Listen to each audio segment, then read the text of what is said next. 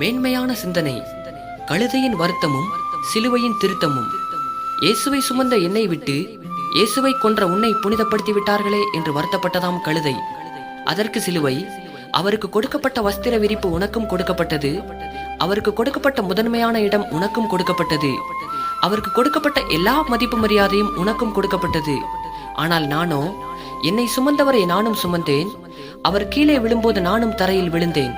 அவரை அடித்த அடிகள் என் மீதும் விழுந்தன, அவரை துளைத்த ஆணிகள் என்னையும் துளைத்தன.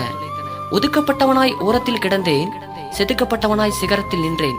அதனால் தான் புறக்கணிக்கப்பட்ட நான் புனிதமானேன், வெறுக்கப்பட்ட நான் விரும்பினவனானேன், சபிக்கப்பட்ட நான் சரித்திரமானேன் என்று விளக்கியதாம்.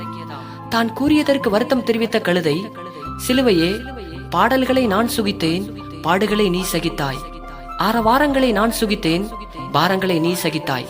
அதற்கு சிலுவை, வருத்தப்படாதே கழுதையே, இருவரும் இயேசுவை சுமந்ததால் பாக்கியம் பெற்றவர்களாய் இருக்கிறோம். இயேசுவுக்கே மகிமை உண்டாவதாக.